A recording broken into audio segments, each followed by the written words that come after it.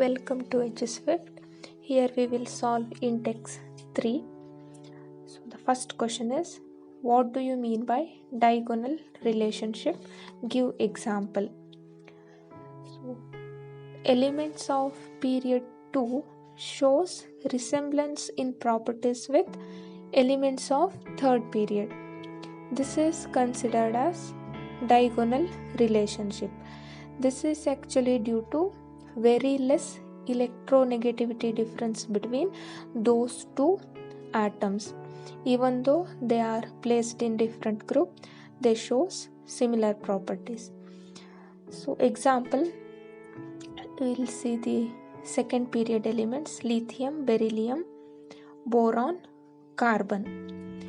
And these are third period elements: sodium, magnesium, aluminium, and silicon.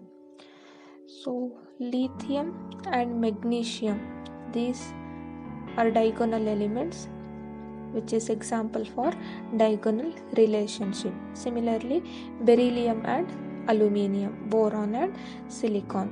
So we have three sets of example for diagonal relationship. So the next question, what are atomic and mass numbers? We know that atomic number, it is represented by the letter Z, okay, capital letter Z, and it is atomic number of an element is equal to number of protons present in the nucleus of an atom. It is considered as atomic number. For example, if you take carbon, its atomic number is 6. So it contains 6 protons in the nucleus.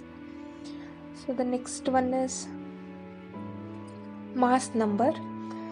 So we know that mass number is represented by the letter A, capital letter A, and mass number of an element is sum of number of protons and neutrons in the nucleus.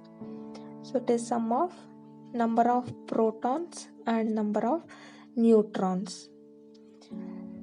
Mass number is equal to number of protons plus number of neutrons.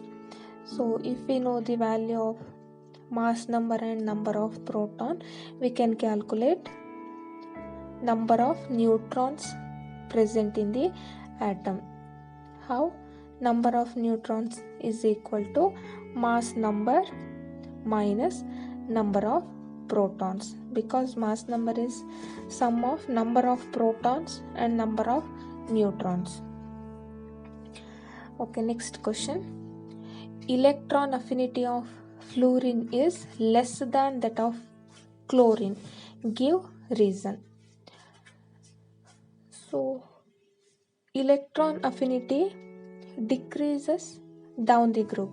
If it decreases down the group, then fluorine being a first element, it should have high value of electron affinity, but this is not true.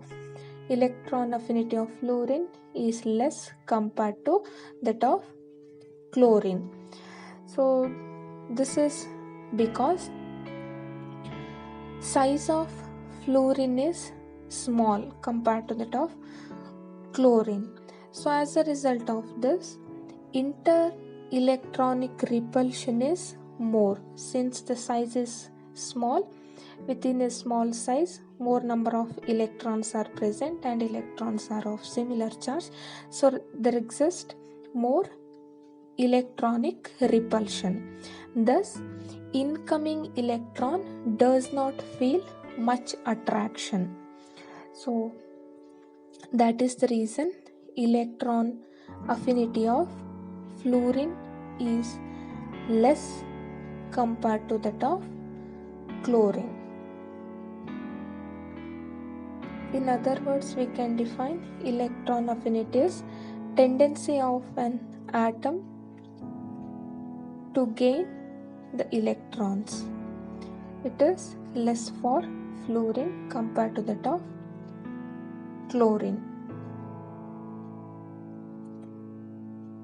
So next one, name the periodic property. So the first one is amount of energy required to remove an electron from an isolated gaseous atom. Amount of energy required to remove the outermost electron, it is nothing but ionization energy. We have to name the periodic property. Definition is given. We have to name its periodic property. It is nothing but ionization energy.